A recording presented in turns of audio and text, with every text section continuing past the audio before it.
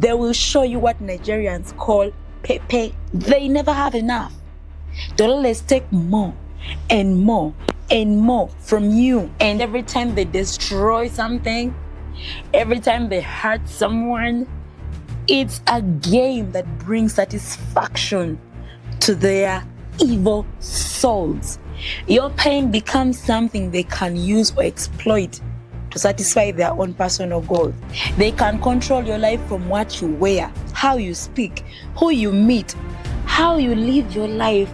They want everything to go their way without any resistance from you. They don't hesitate to twist stories as long as that story, when they twist it, it will serve their own purpose. They have no problem twisting the truth. It's a way of stealing your freedom. So run.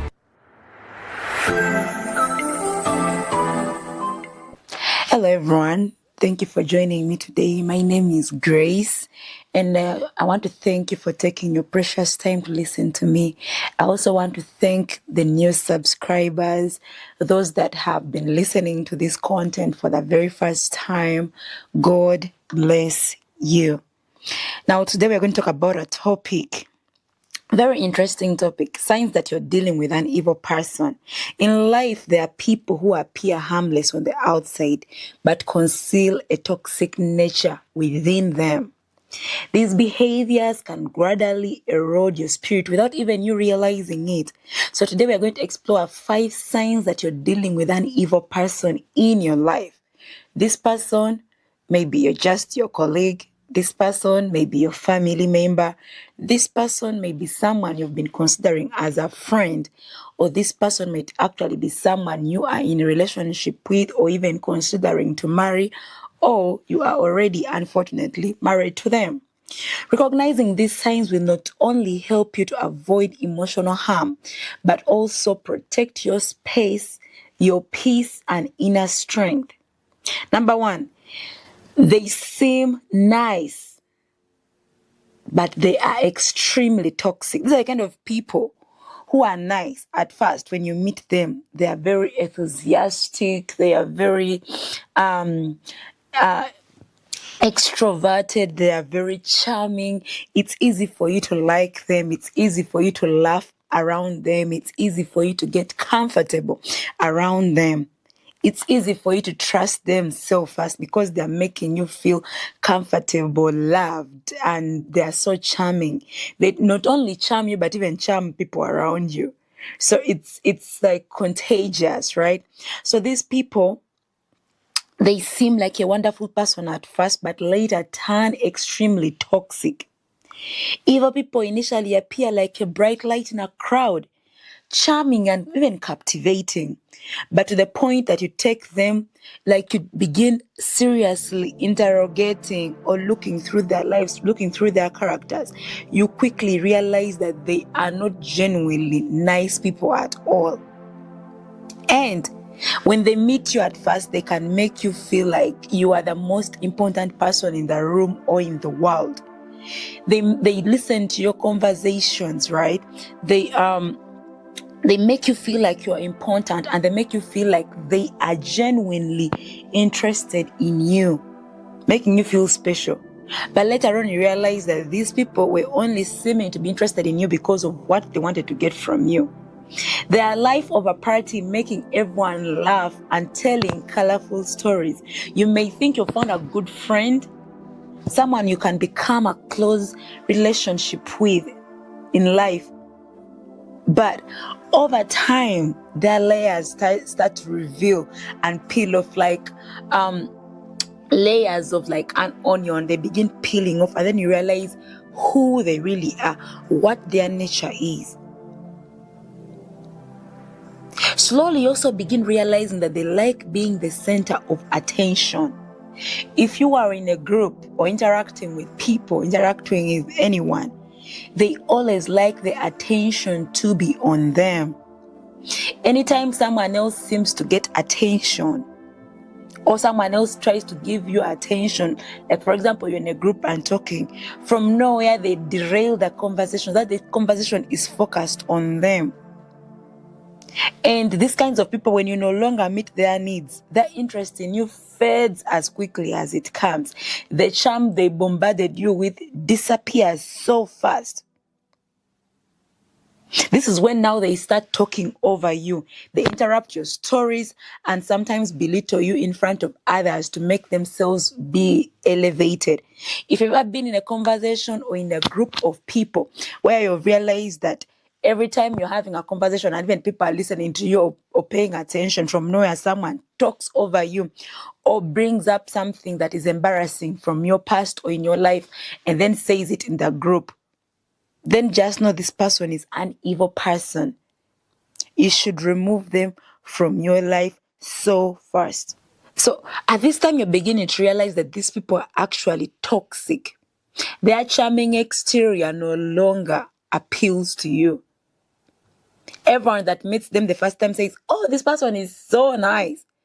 But as they get to realize them, they realize they're just attention seekers, and these people are selfish and they only mind about themselves. They're only nice to you when they want something from you. You realize quickly that this relationship of friendship does not add any value to your life. It only benefits them. In the Bible, we are warned about such people. Wolves in sheep's clothing. Check Matthew chapter 7, verse 15. Jesus warns that be aware of false prophets who come to you in sheep's clothing, but inwardly they are ravenous wolves. So these people are charming, convincing, but inwardly the intentions they have towards you are very evil, wicked. They look kind, gentle, but if you do a closer inspection, you see that they're exploiting you and even can harm you if you no longer benefit them, or if harming you benefits them, they can do it. For example, the story of Samson and Delilah. This woman was beautiful, and Samson fell in love with this woman. And this woman used the seduction and the deceptive charm that she had over Samson to gain the secret about Samson's strength. And as soon as she got the secret about Samson's strength, the next thing she did was hand him over to the Philistines. So that means the whole time they thought they were in the relationship and in love, and Samson was quickly falling for her, loving her, cherishing whatever she has to say. For her, in her brain, she just think about the money she's going to make when she gives him up the whole time. So they can fake love, they can fake relationship, they can fake concern. But at the end of the day, as long as that concern and that love helps them get what they want from you, help them get, like for example, if they want you to help them with some errands, they'll be so nice to you and so warm. As soon as you finish doing that errand, then they become cold and distant. If they need you to be their friend, like they are going through a heartbreak, and then you're there to advise them, to comfort them, to be nice to them like a friend should be. As soon as they heal or they get someone else to replace you with, they just move on so fast. If they want you to help them decorate the event or do one sort of favor or another, get them a job or anything, they'll be so nice to you, so charming, so nice, a friend. But as soon as they get what they want from you, and then their charming exterior disappears. This is what Delilah did to Samson. So when you meet someone and feel like they're too good to be true, be suspicious. And if you have any intuition or discernment from the Holy Spirit, you can feel this vibe. As soon as it starts, you can feel it. Remember that your intuition is a gift from God, and take it seriously. If anyone or anything makes you feel uneasy, like something doesn't feel right, even if you cannot put your finger on it, begin to be careful. Because these people are so charming that initially you'll be absorbed into their light and charm. So you'll not even see the darkness behind it. You cannot see the evil behind it. And even if they begin showing you those evil characters, you'll not believe them at first, because in your brain, it has embedded that these people were nice to you. These people were kind to you. So like, you feel like, I don't think these people are this terrible, but they are. When you meet someone for the first time and they're so nice and charming, some people are genuinely nice. But from my experience, most of them, they are fake. They are evil. Take your time to understand someone before you open your heart fully, before you become vulnerable around them, before you begin trusting them and thinking that they are your friends. Take time to understand them. Listen to the inner warnings that God gives you and even the dreams that God shows you about these people. Also, like when I'm moving to a place or like I'm in a place, I always tell God to protect me from evil and fake people every single day. And if there are people in my life that I feel like I love and I'm beginning to trust, if there are people in my life that I love and I feel like I'm beginning to trust, what I tell God is, God, you see conversations I don't see, you see the intentions of the heart of this person. If you see anything evil in this person's heart, or you see anything wicked in their lives, like, or intentions towards me, please remove them from my life. And it's not a matter of time before you see these people either messing up or just living quietly, or you guys falling out. Number 2, excessive control. Now, control is not just the habit of wanting things arranged your way. Maybe you have a friend or family member or a partner that likes picking the restaurants, who likes planning holidays, who likes planning the parties and the meetings of the family. That is not control. There is that nice, healthy control, right? But then there are these people who push it so far that when they want something to be done and then you do not do it exactly the way they want it to be done, they are aggressive about it. They become wicked. No, the control is too far. It's like you're trying to force someone to do exactly what you want, exactly the way you want it. You know, we are different people in this world, right? So that means we think differently. We have different opinions. Someone can want something to be arranged this particular way, and for you, you feel like it should be arranged this other particular way. There's nothing wrong with that.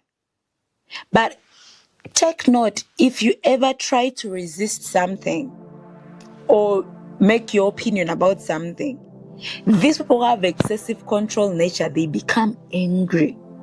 They become resentful and they want to push you to do what exactly they want. A controlling person does not just want to manage a few aspects of your life. They want to control everything. They want to know where you are, who you are with, what you are doing, and even try to dictate what you should think and feel. If you've seen someone or met someone or live with someone who just does what I've just said, know that you're with someone who is evil. To them, your freedom is a threat. They don't stop at offering opinions, but they force you to do things their way. They constantly check up on you, interrogate you, even about the very little details they want to know. And if you don't comply with their demands, you may face their anger and threats. These controlling people, if they're partners or friends, but usually it's partners, narcissistic ones, what they do, first of all, is they isolate you from your friends. They isolate you from your family and loved ones, making themselves the center of your attention. Now remember, I told you that they begin with being charming, some of them. So this person is charming. They have shown you all the kind of love in the world. And now you believe that this person actually loves you more than anyone and anything. They will try to make sure that you know that they're the ones who love you more than anyone. They want to prove to you that they love you more than your parents, more than your previous friends, more than your current friends. They will try to do that. And then they'll begin isolating you from family and friends, taking most of your time. And then you think maybe you're just in love.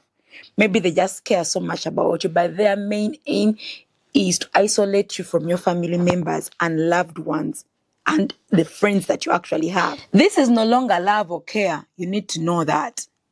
or genuine concern. It is toxic and a control attempt to keep you under constant surveillance, to make sure that you don't have a family or a friend to lean on, a support structure. So they remove all those people, and now they're the only center of your attention and your world.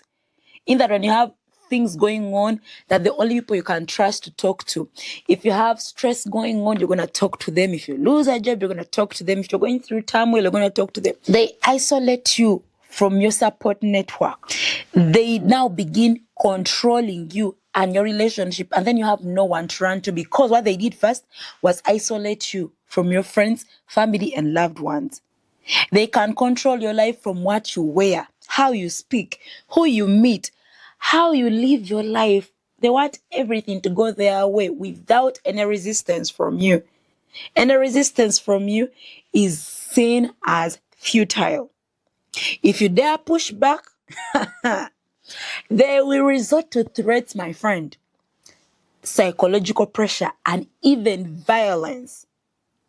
These are the people who beat up their wives, who beat up their husbands, who slap girlfriends and boyfriends. Like, these are crazy people. Once you try to show them that you are trying to push back, trying to resist their control, they will show you what Nigerians call pepe. They will show you pepe. Sometimes this control is so subtle that you don't realize it at first until everything around you starts falling apart. Just realize you no longer have friends to talk to. Your family gave up on you because you kept choosing this person over them over and over again. So now they shield you. They're like, okay, struggle with your own issues. You realize that you're all alone. You lose your freedom, your connection to those that you love. And in the end, you also lose yourself. It's not easy. This is devastating. Controlling people always want more. Trust me, if you identify a controlling person, run for your life. Because these guys, they never have enough. They'll always take more and more and more from you, imposing their will on you until they feel like they've subdued you under their control. You should always remember that excessive control is never a sign of love or care.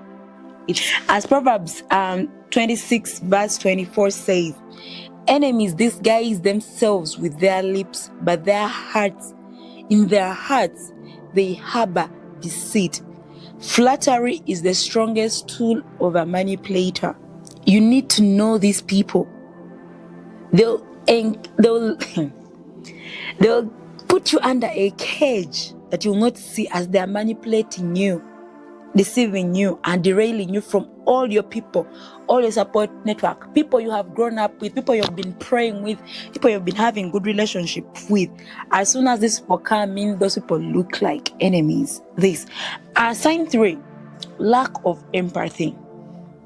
Now, there is a very clear feeling when you are standing in front of someone who lacks empathy. What happens? You try to explain yourself and your pain, but it looks like you're explaining yourself to a wall. No feelings whatsoever. You get no response. You just feel void in you. You feel abandoned, not understood, and not comforted. You know, in this life, we go through a lot of pain, a lot of disappointment, a lot of letdowns. We go through lots of rejections, and sometimes you just want someone to talk to. Have you ever tried to talk to someone whom you think is your friend, and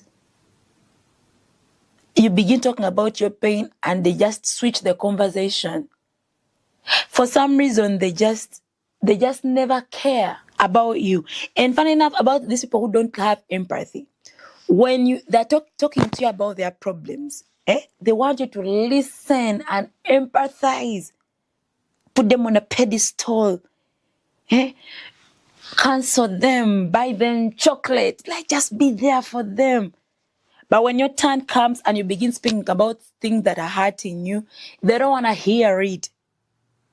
They don't want to hear it. A person that lacks empathy is incapable of feeling your pain. You need to know that. They don't care enough to even try. To them, your struggles, your sadness, or joy, meaningless. Your pain becomes something they can use or exploit to satisfy their own personal goals. They can listen to you, all right. They will listen to you. But when they listen to you, what are they doing? They are listening to you to make sure they can exploit your pain or vulnerability. Empathy is a thread that connects people. When someone lacks empathy, they have no ability to build sincere connections with others. They may pretend to understand, but deep down, they never truly feel it. That is why you may feel lost and lonely when talking to them, even though you're trying to share your most inner, honest parts of yourself. They either can't or won't put themselves in your shoes. So they truly, actually, never listen to you. Of course, like I said, unless it benefits them. So you're talking to someone, you have a friend, but you feel alone. It's like equal to you not having anyone to talk to. These are people who lack empathy. These kinds of people, when you succeed, instead of them celebrating you, they are jealous. Like what now? When I'm not fine, you are happy about it or use it to exploit me. When I am succeeding, you're not celebrating me, you're jealous. If they give you an encouragement, it's shallow. It feels empty and never comes from the heart. It's heartbreaking to see such people around you. This is the world we live in, especially when you've given them your full trust and affection. It pains them more because no man is an island. We were created to socialize, to interact with one another, to have people we can talk to and rely on. But now imagine you trust and fully give affection to such a person, and this person does not want to know. They seem to appear only when they need something from you and disappear when you need them the most.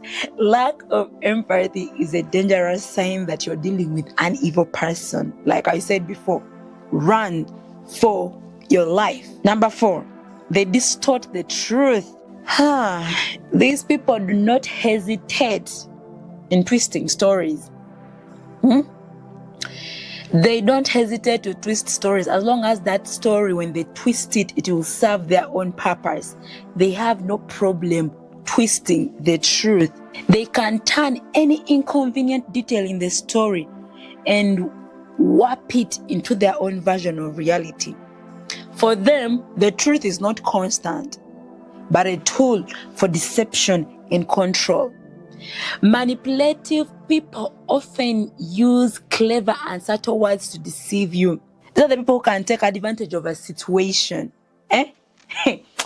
Have you ever listened to someone tell a story about you and it looks so real, and yet that thing did not happen at all?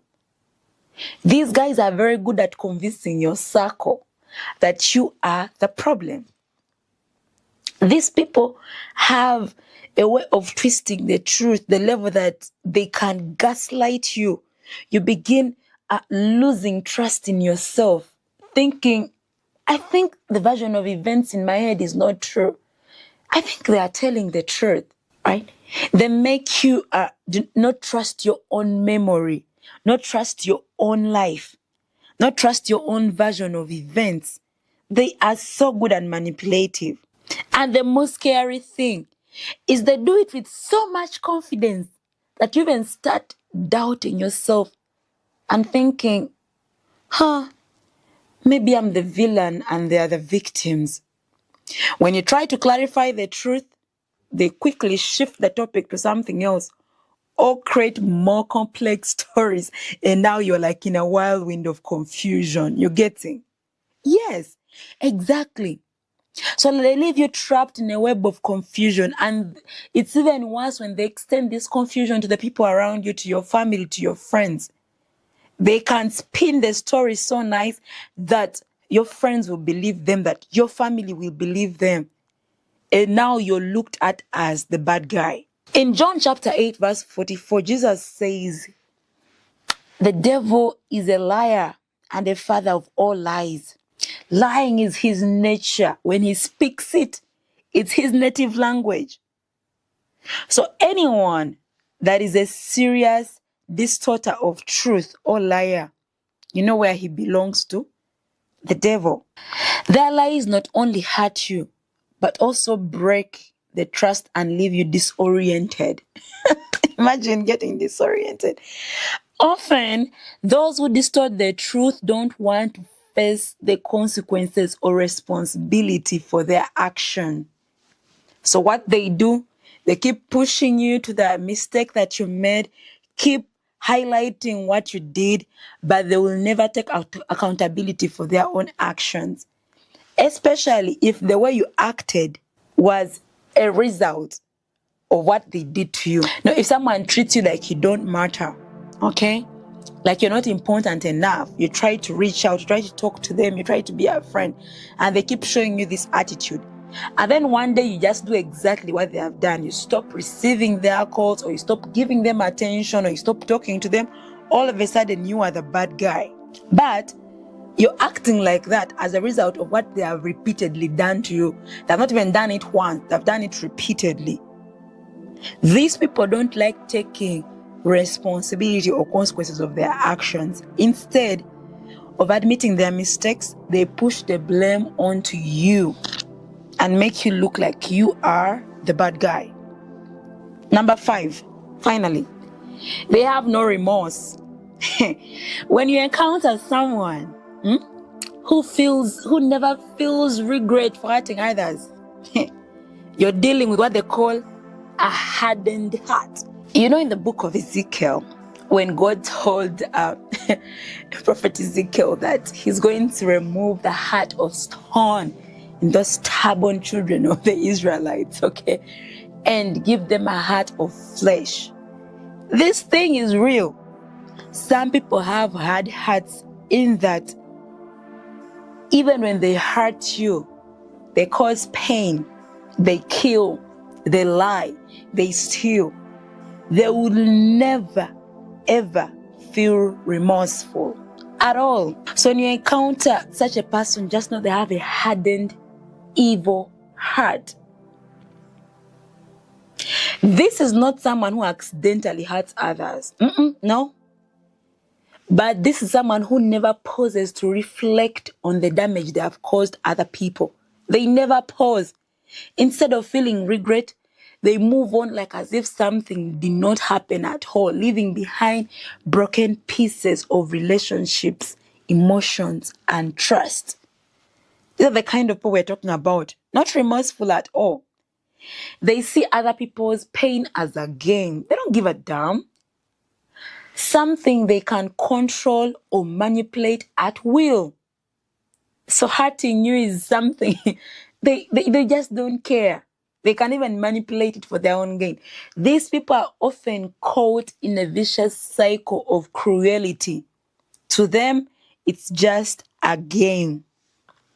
And every time they destroy something, every time they hurt someone, it's a game that brings satisfaction to their evil souls. They see the happiness of others and immediately want to destroy it. Tell them something nice about you or something you've got. They'll be like, congratulations. Back of their mind, they're like, how do I kill this one? How do I destroy this one? They are literally the sons and daughters of their father, the devil. What is good and beautiful in your eyes becomes a source of anger or jealousy for them. They feel satisfied when others suffer, and remorse is something that never exists in their soul. So these are the kind of people that we are dealing with.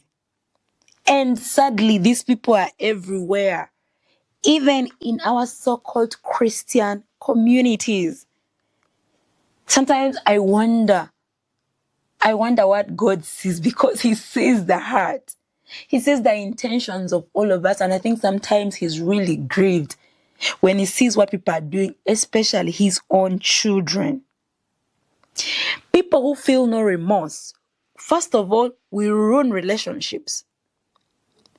But also, they'll also destroy others' values and what other people value and cherish. They hurt cautiously. It's not by accident. They choose to be wicked. They choose it. Not because they are unaware of the pain they cause, but because they simply don't care. And the heartbreaking thing is, the more sincere affection you give them, the easier it is for them to trample over it. You know, when the Bible says, do not give your pearls and treasures to pigs or swine, because these pigs will trample over your pearls. They'll trample over what is precious to you. This is what it's talking about. They don't care. And the more sincere you are with them and the more love and affection you give them, they will trample over it like crazy. In Proverbs chapter 6 verse 14, it says, with deceit in his heart, he devises evil.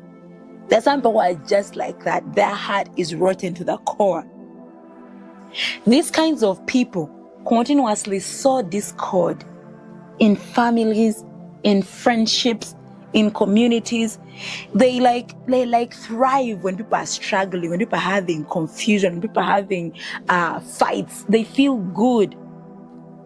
They never seek repentance. Instead, they focus on spreading suffering. Those who feel no remorse will continue on their path without ever looking back. They hurt you, they go to the next. They break your heart, they go to the next.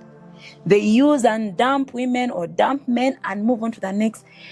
Like, they never sit down and reflect. They have a trail and a chain of heartbreaks, a trail and a chain of bodies, a trail and a chain of wickedness. They never sit or start and look back. They never do that. They may not be the worst people you have met, but trust me, you need to run for your life, because these people will cause you harm and pain without caring about the consequences. Thank you again for listening to me. Now, if you have your own experiences of evil people around you, put it in the comment section. And if you've not yet subscribed, please do it right now, and put your notification bell on so that you never miss any content from your girl, Grace. See you in the next one.